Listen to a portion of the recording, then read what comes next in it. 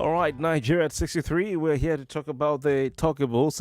My name is Kofi Bartels. A very big thanks to Chef Cody. Very interesting and, of course, informative dailies today's segment, rounding it off right here in the morning crossfire. He'll be back by 9:30 for budget half hour. Of course, very important conversation that will come up then. But for now, we're talking Nigeria at 63. And of course, what do we need to know? What do we need to talk about? How far so far? The usual stuff. But we will hit what we talk about every year because it's a brand new year. Last year was 63. The previous year was 62. And I was with this gentleman. I think Nigeria 61. He joined me for a conversation. Someone I hold in high esteem is our guest this morning. He's a nationalist, a retired professor of political science at the University of Port Harcourt, Uniport. Though he says retired, but I always once a professor is always a professor. So he was the pioneer director of the Claude Ake School of Government, right there at the University of Port Harcourt.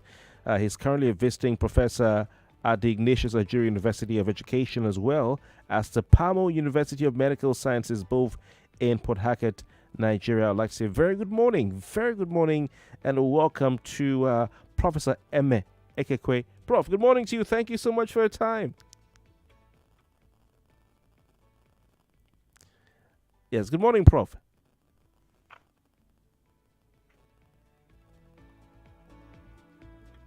And thanks for, morning. All right. Thank you, sir. Yes, Good morning, Kofi. Yes, I can hear you now. Thank I you, can sir. hear you. Thank you so much. Yes. It's great to have you join us this morning as we talk about Nigeria and, of course, Nigeria at 63. You're looking at different aspects of national life. Of course, we know that Nigeria has hit another milestone on this 63rd anniversary. Nigerians are, however, bereft of the usual celebratory atmosphere as many challenges bedeviling the nation appear yet unresolved over 6 decades of freedom that the country has enjoyed from colonial imperialism and what you might call political slavery. Over 6 decades after independence and more than 20 years of democracy, why is Nigeria still lagging behind? We're asking this and other questions. Why does the country appear to be retrogressing in different sectors of its national life? What is it responsible, for the stunted growth of the giant of Africa? Prof, thank you so much for your time. Prof, do you agree with this decision by the federal government of Nigeria to mark Nigeria's independence anniversary in a low-key style? um, well, I don't think it's a matter of one's personal opinion. They've already taken a decision. I think what we need to do is to ask ourselves, why was that necessary? And it is certainly not the first time we have marked our independence, the most important day in our national life. We seem to have a habit of marking it in low style, as if our national style has always been low style. We're a very loud, boisterous, noisy, active people. And yet, the most important thing in our national life, we choose to go the opposite way. If we're a country where the leadership was not noisy, if we're a country where the population was not boisterous, active, productive, then you could say that. But I don't understand why every year it has to be low profile. When I say I don't understand, that's a manner of speaking. I think I understand why. It's because we're not proud of what we've been. We're not proud of where we are. And so we're sneaking around, trying to, it's like the boy who's coming in late and mommy and daddy are watching at the gate. And you don't want them to scold you and ask you where you're coming from. So you try to sneak in. That's what we're trying to do. We're sneaking into year 64 as we sneaked into year 63 and we sneaked into year 62. The question should be to ask the federal government, when are we going to stop celebrating our national day in low style? When are we going to have a government that governs us in low, good style? Not a government that sends sirens on the road every day, makes a lot of promises, does not fulfill them. Those are the reasons why they choose low style. It's because they're hiding from something. We're all hiding from something. All right. All right, Prof, we all know what is expected of a 63-year-old, I mean, in different spheres of life, no matter what level of accomplishment one has been able to get, scholarship or, professional attainment. But as a man, a woman, an adult at 63, one is expected to be looking towards, having a fruitful retirement and having put plans in place.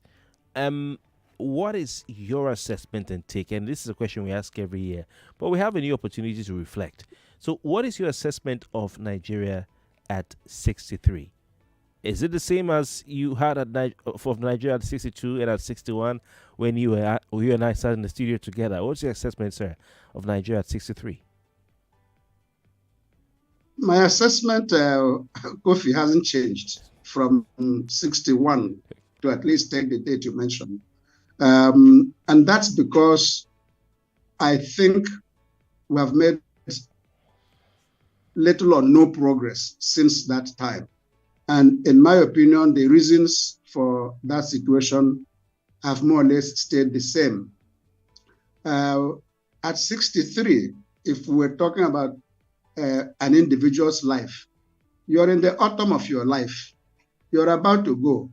In fact, if you're a Nigerian, statistical Nigerian, you may already have been dead because our life average is not up to 63. So we've already, gone past the time when the world should have been expecting us to stand up and be counted in the Committee of Nations. But let's also note that in the life of a country, 63 is still considered young, but not in this day and age, not when you have all the things that you need to make you productive, to make you active, to assist you make positive contribution to improving your living and life conditions. At 63, you cannot claim even as a nation to be young. You should be up and running. And we've not managed to get up and running. And it's frustrating for us because this country has been blessed richly by the Almighty. There's nothing we don't have. Absolutely nothing we don't have. If we manage those things well, the European countries where our young men and women are running to will be envious of us. Mm-hmm. Black people all over the world will be happy that there is a country that is showing up Black people in positive light. But we've managed not to make the best of the opportunities that we have, to use the resources available to us in the most beneficial way. And as a result, every year we come to the anniversary, October anniversary, feeling despondent, feeling dispirited, feeling anything but national pride. There's some of that left, but you see, it's muffled, it's weakened, it's something that some of us have difficulty trying to explain. On the one hand, the importance of an anniversary. It gives you new life, it gives you new hope. You renew your commitment to yourself and to your goals. But here we have difficulty because I don't even know what our national goals are as a people. What is it that are our targets to say in the next, by the time we're 64, we would have done A, B, C, D. Those are the kinds of things that you should be doing in marking an anniversary. If it's an anniversary that's just a calendar date, it's no use. And so you can be 103 and you've not made any difference. But if you had it differently, you could be 3 or 60 and you make a lot of difference. That's why I think we're where we are at the moment. All right. Interesting. Prof, thank you so much for your time. And for those of you listening, if you want to call in, feel free to do that. The number is 0700 993 993 993. 0700 993 993 993. Trust me, it's going to be quite interesting. Of course, Prof has extensive experience and he's raised a lot of generals as far as governance and politics are concerned. Okay, we have a first listener on the line. Prof, thank you very much for that very, very interesting assessment. Good morning. What's your name? Good morning, Kofi. Good morning. Welcome. Thank you. My name is David. I'm calling from Aja. David, nice to have you. Thank you. There is no man on this earth that you believe that you are doing the same thing that you expect different results. Everything works according to the vision of man and his dream to success. You know the problem we are passing through? We don't want to put ourselves in order. If you want to be an independent man, you do things as a disciplined man with character, possess that position of you being independent. We cannot continue to deceive ourselves. We are not doing the right position. Imagine that, like now, during the campaign time, many of us, we see what was going on. We know what we are passing through. Everybody was saying, okay, we need this. At the end of the day, this is 4 months ago now, and we are going up high. All right. We are expecting different things from this administration. Okay. They need to sit down and tell us that before these 4 years, this is what we are going to achieve. Either to fix our power, the refinery, education, or this. Don't carry everything along. You cannot achieve good like that. All right. Thank you. Thank you very much. Thank you so much. Sir. God bless you. Thank you so much. I appreciate your time. Prof, back to you. You've talked about the fact that, you need to have some plans in place and some projections as a nation state. They're setting them benchmarks for a nation state and all that, and probably we don't have that. Has it always been this way? Your assessment is not favorable of Nigeria. We could be doing better, to put it mildly. Has it always been this way? I mean, you've been in the academia for some years, for quite a number of years, and you've seen it all. You've seen it all, both within and outside Nigeria, both in the area of international relations, politics, and governance, and the academia. Has it always been this way? If no, at what point did we begin to start at the decline of the nation in different spheres of endeavor, sir? I think we need to put our situation in perspective. There's no country in the world today that has no problems. And the problems are more or less similar, incidentally. What differs are, the specific manifestations of those problems within certain social and national contexts. If we are talking about our problems with democracy and the economy, America, which would have expected to be the most democratic country in the world, as you and I know, has problems with democracy even today. What happened under Trump is the least or the last thing any of us would have expected to happen in a country like the United States. So we don't need to go home saying, oh, we're the only country with a problem. No. But what is the cause of our problem? What are those problems? I think even your caller just now, if I picked up some of what he said correctly, mentioned character. What is our national character? What is the character of our leadership? What is our attitude to our laws? What is our attitude to our economy? What is our attitude to each other as human beings? Those things count. I mean, in the struggle for political power and all that, they may seem to be treated as unimportant, but they're the most important parts that go into that politics. We need to create that vision. We need to create that sense of who we are, where we want to go, and where we are coming from. We don't have that. Has it always been like that? Yes and no. In the immediate post-independence era, there was a lot of optimism in the air. Besides just the euphoria that we are free of Britain, you had regions in this country who, were making a lot of progress in material terms. Schools were coming up every day. Schools, not just school buildings, academic institutions from primary to university with quality. With quality. You had civil servants who worked with integrity. You had professionals, engineers who took engineering seriously, who pursued it for the profession that it was, and who derived the satisfaction of being civil servants, of being university lecturers. And each of those positions had recognition, social recognition, and each was duly rewarded. At least so we thought, so it appeared. So there was some buoyancy, some expectation, some joy, some certainty that come next year we are going to be better than we were last year. Then came the Civil War. Then came the immediate post-Civil War years. And a seed which had been planted in the immediate post-independence era, in my opinion, in fact, from the colonial time, manifested, matured, and now we have become victims of that seed. What is that? It is the way we have treated the state, the way we have treated government. We begin to see government not as a tool for service, not as a tool to serve humanity.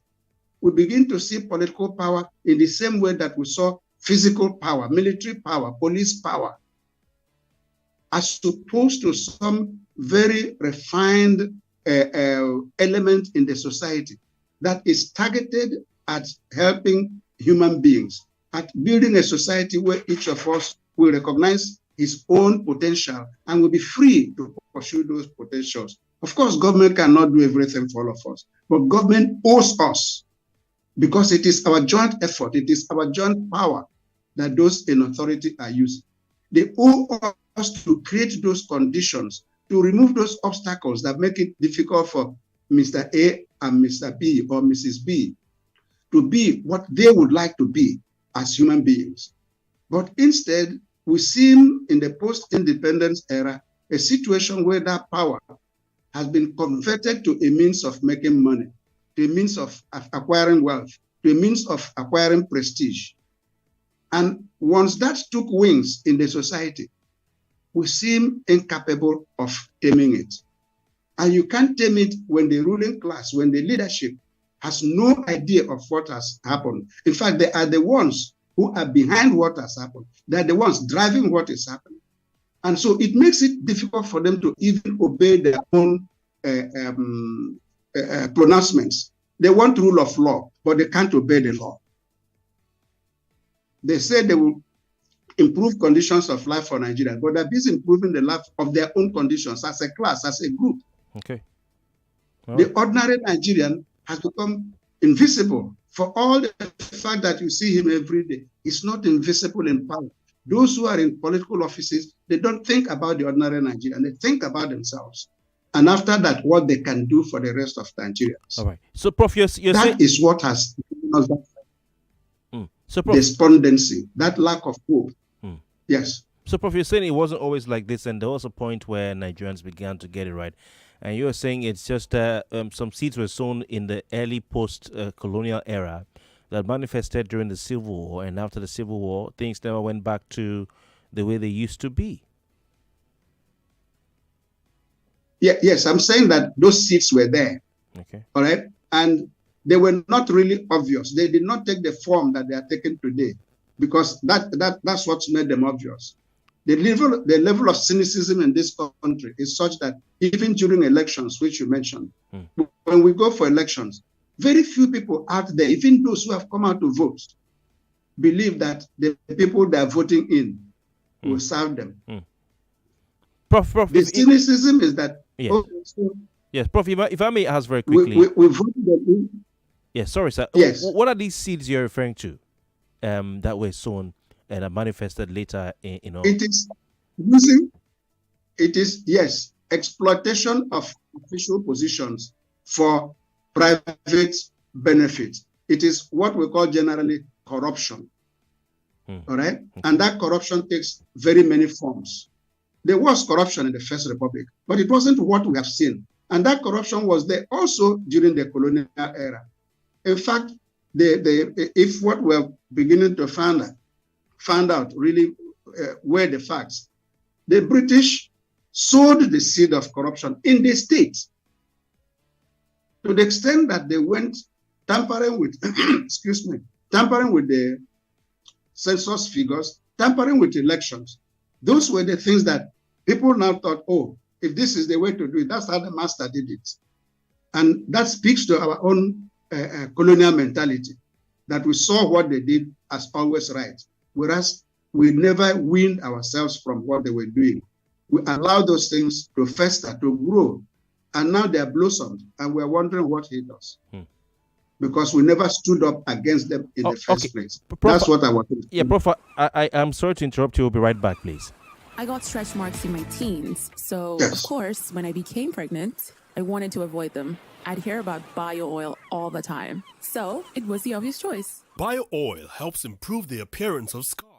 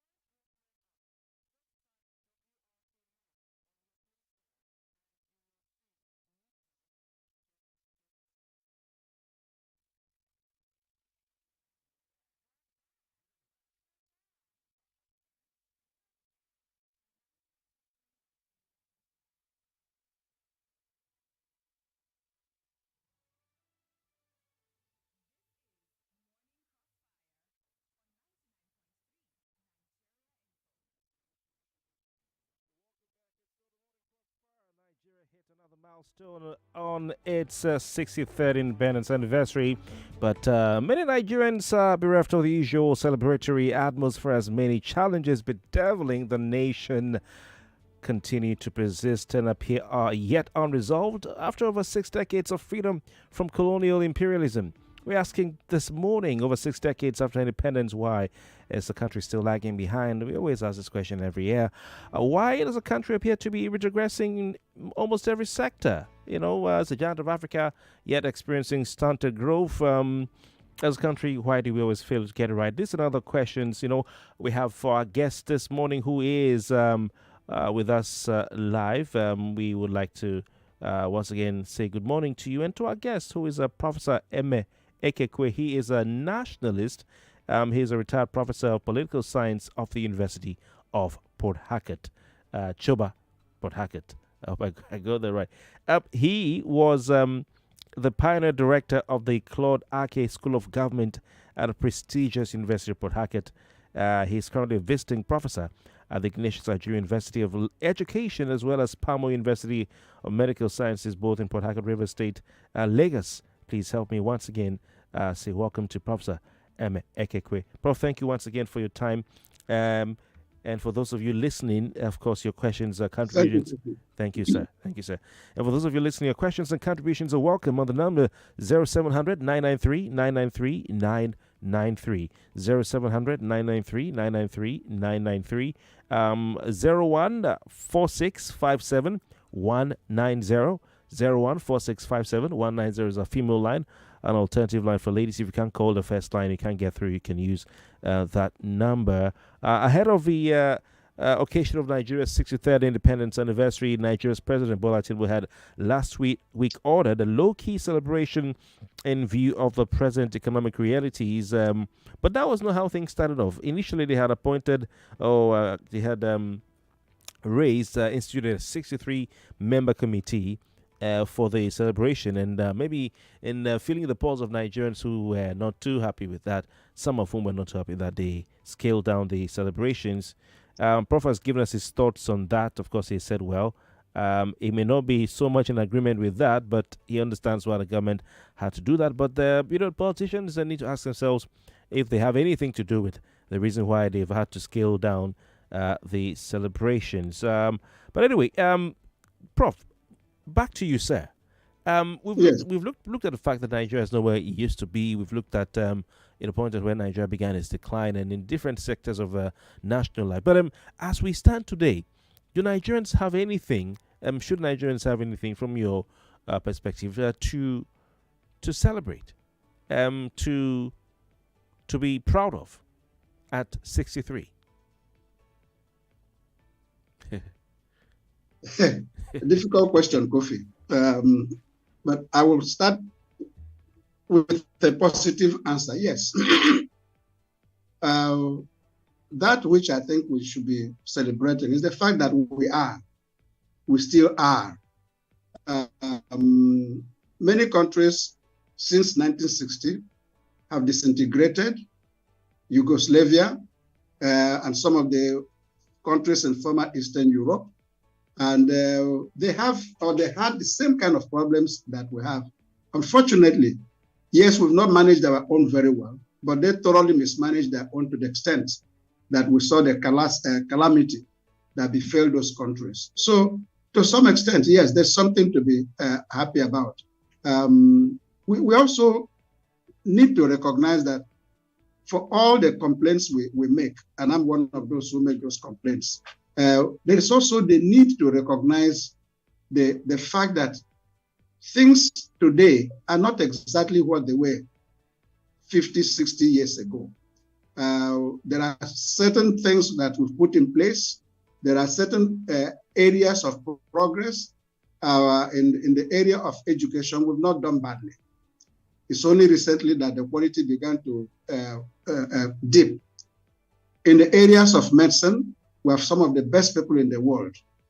In engineering, we have done very well. Yes, we still have buildings that collapse, but those things are bound to happen wherever you are, and that's part of the rot in the system. But to the extent that there are those pockets, and Those are just the few I can remember now. And when you look at your individual life, let's face it, there's something for which we ought to have reason to say to the Almighty, thank you that I have been and that I am. That's the perspective to which I take. Have things been where they should be? No. And that's because we know, or we think we know, what might have been, what can still be, and that's our frustration. And that even that which we are thankful for, we have not made the best use of them. And we've tried, but we've not tried hard enough. We've not achieved our potential. Some other places in the world, they'll be happy to be where we are, materially and even psychologically. But we know this is not where we should be, given the resources at our disposal, given the experience that we've been permitted to go through. We should have done better. So, yes, I'll be thankful that we saw this day, and I will look forward to the next day with hope, with confidence. That does not mean I will stop complaining. I'm complaining so that I and every other person can do things better. We can improve. We can realize those potentials that today we think are lacking. That's my attitude to the kind of celebration we should be having. All right. Interesting. Professor Ekekwe, let's talk about Nigerians buying into the Nigeria project. The sense of patriotism, from my observation amongst the citizens, not just in recent years, but for some decades, has been quite low. Whereas in countries around the world, you would see, the citizens, so eager to display the flag, so eager to tout about the strengths of their countries, even when they're going through difficult times. So eager to be patriotic and to don the national colors during Independence Day. And I'm not just talking about this year or last year or when, Buhari came or when. No, it's been there for some time. Nigerians seem not to be sold or not to have bought into the Project Nigeria. Was this always the case? What needs to be done to make Nigerians more patriotic? I think the government has to perform. Patriotism is partly psychological, but it is also highly material. If I know that there's security in the country, if I know that those who rule me are not undermining me, that they're using state resources in an equitable manner, if I know that even the local government chairman is really interested in how to make the local government viable, as opposed to how to make himself and his supporters powerful, that would make me bear or tolerate, inconveniences, pains, because I will see those pains as growing pains. It's different when you see those pains as purposely inflicted because somebody just doesn't care that you are there or how you react to what he or she is doing. So we can there's still ground to become patriotic, but that has to be based on the achievement of the state. What have we done? How well have we done those things? How well have those things affected the common people in the streets? Not just the elite. Nigeria has done well for its elites. They've done well. That is some of the richest in the world.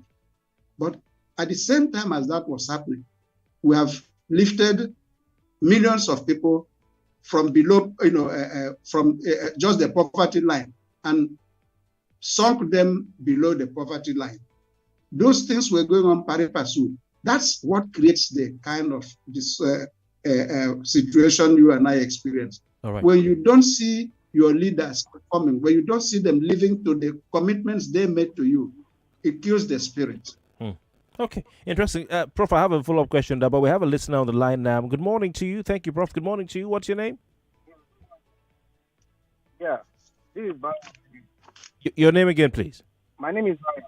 Okay, Bayo, welcome. Please go on. Thank you for the guest. Yeah, you see, like I rightly said, you did mention of why are we having this low key all the time and all that? Okay, like the issue there is that our leaders, the so-called the president at the past, they are just shameless. They have to use that word. I mean, you're having a low key, which is an indication of admitting that.